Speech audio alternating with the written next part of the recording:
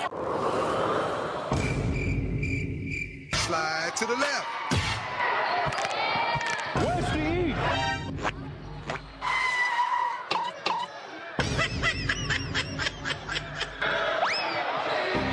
Kyle, that's JV.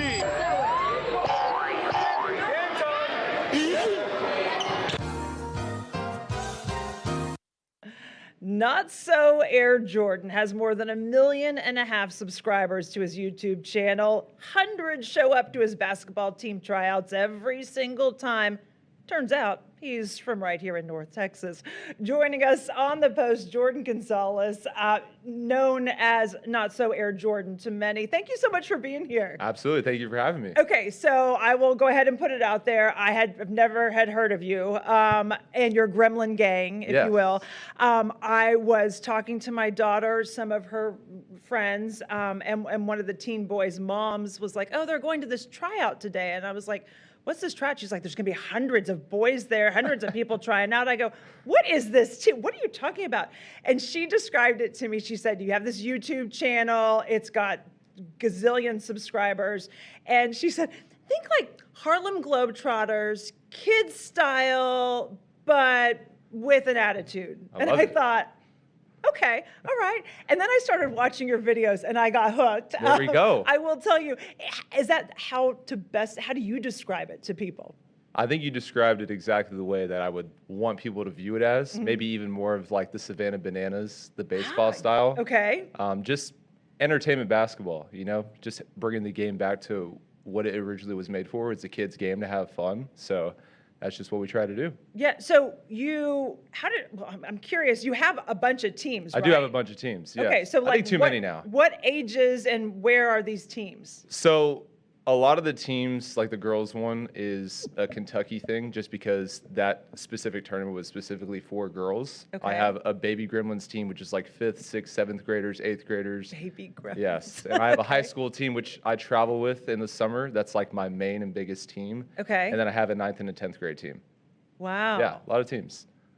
We have a picture of you when you were little, and Wow. you were playing basketball. I want to start. Oh, Look wow. how cute. I want to ask, how did this start? Because you clearly love basketball. You're a good basketball player too. But how did this start? So you're playing basketball growing up. Yeah. And how to get me now to Gremlin University? So that picture right there was the last time I've ever played competitive basketball. I didn't make my 8th grade team. It was humiliating. Yeah. I bought brand new basketball shoes. I spent the night at my friend's to go to the tryout. And that day we figured out if we were going to make the team or not. And my ID number wasn't on there. So I never played basketball in high school. I played baseball my entire life. Okay, So I'm shocked by that, first of all. And after I graduated, I was like, I don't know what I want to do. I love making people laugh. I feel like I'm goofy. And I just felt like basketball was a sport that kept people engaged and was fast-paced, and just started making basketball content. And you have great members on your team. Oh, So yeah. you have some D1 players on your team.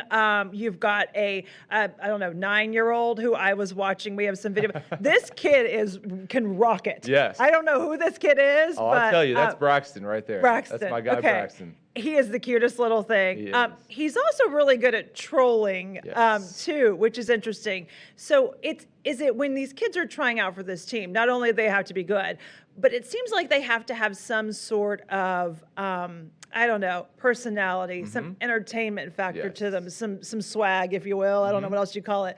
Is that true? Yeah, I like to find the kids, like you said, that are good, but also unknown. I don't want a kid that already has a following or something. I like to find the some things and turn them into some ones. Yeah.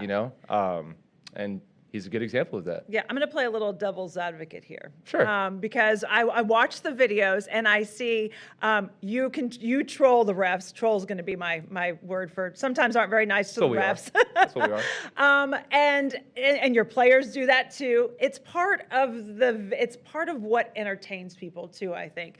As a mom of a 9-year-old, I'm trying to teach him who plays sports to be kind to the refs. They're not getting paid much. It's a tough job. Be kind to the other players that are playing. playing. And then I see what you're doing, and I'm like, no, dude, you're working against me here. Can you see how some parents would feel that way? For sure. And I think when I first started, it was hard to get past that. But I knew at the end of the day, like my vision again was to bring fun into basketball, because when these kids play for these AAU teams, the standard set on them is insanely high. I mean, it's D1 or nothing, pro or failure or something. So I'm like, if you come play for me, I'm not going to get mad at you if you mess up. I'm not going to get mad at you if you take a shot and you miss, or you have a little ISO moment. Like, it's okay. You're able to be yourself on my team. And I feel like as basketball has grown from when I was in middle school, high school, it's changed into this super competitive and high aspect of a kid. Like, if he doesn't make it to this point in basketball, he failed. And I just feel like that's where a lot of these kids come to my team, and they're free of that worry. They're free of that failure aspect, and that's where they have fun. That's a beautiful thing. Yeah. So that's the devil's advocate right there for all the parents that are watching. And yeah, we have fun, mess with the refs. But if I was to show everything that the refs say, and I'm not the only person that can vouch for this, but they love what we do. I mean, seriously, they come up to me like, man, this is an hour of therapy, hour of fun. Instead of a dad yelling at him for his kid not getting a foul call or something, they have us to look for. And it's not every ref, it's not every parent, but a good majority of the parents and refs do love us. Yeah, I bet they see like, oh gosh, here come the gremlins. Sometimes, I mean, it's not, sometimes. like they know what they're getting. They know they're getting cameras. Yes. I've seen them throw some of your players out. Yeah, Do they even sometimes even throw the whole team out? Like, or have you gotten some pushback from some of the play? Like, who are you playing against, first of all? Well, there's these local tournaments that we join in Frisco, Plano, and even out of state too. And it's teams all around the globe, teams that have been playing with each other for, I don't know, since they were 5-6 years old, but we're just a random team, sometimes not even the same players. So do they know about, do they know who 100%, they're playing? yeah. If they see us and there's cameras. If they're in the cameras. basketball world too, they probably know, we're playing the Gremlin team. Yeah. I mean, it's gotten to that point for sure. We have a picture of you with your family as well that we can pull up. I thought as I'm there we go. going through, look how cute they all are. And you posted something, and I thought this was so sweet. You said, well, first of all, I can tell your daughter has you wrapped around her finger. Oh, absolutely. Look how cute she is. It was her birthday yesterday, by the way. Oh, Yes. Happy birthday to her. But you posted a photo, and you wrote, over the past couple of years doing social media, I've hardly ever posted about my family. I've always tried to keep my private life private respectfully. But lately I've realized that basketball is temporary and family's forever. Yes. That's a lot. It is. Yeah, it is. And I felt like when she was growing up, since she is my firstborn, I was trying to protect her from the social media stuff, because I know when I go places in public, people are going to come up to me and she's going to be curious, and then maybe she's not going to look at me the same. So I just kind of wanted to protect our relationship first, because I feel like that matters more at the end of the day. Yeah. And that's kind of what I said. I was like, you know what? She's asking me more questions about what I do, and I feel like she's genuinely interested now. So that's why I was like, you know what? I'm going to start posting my family more and just being more vulnerable to my fans and being more authentic. So that's what I'm doing now. So are these all going to be basketball players? I don't know. This girl does cartwheels everywhere we go, so I think she's going to be a gymnastics or whatever. Yeah. So when you decided to make the team, did you make one, and when did you know, okay, I'm onto something? What was there a moment where you were like, okay, what I'm doing here, trolling the refs and recording it all and putting it all on YouTube and kind of creating this whole basketball craze? When did you know, oh, this is working? I think it was after the first tournament, and I'm being honest. The first tournament? Yeah, I didn't go into the tournament thinking that we were going to troll. It just naturally happened that way, and I didn't even have enough funds to get my team jerseys, so we had to wear tank tops with the numbers written in Sharpie. So that was kind of already a trolling aspect of the thing, but it wasn't intentional. I didn't go in there thinking oh, this is going to be this, but people just loved it. They loved wow, these kids are super funny. They're good. They do stuff that I would want to do, with my friends, and I guess it just snowballed into what it is now. Interesting. What do your teammates say? They seem like they're such a cohesive bunch.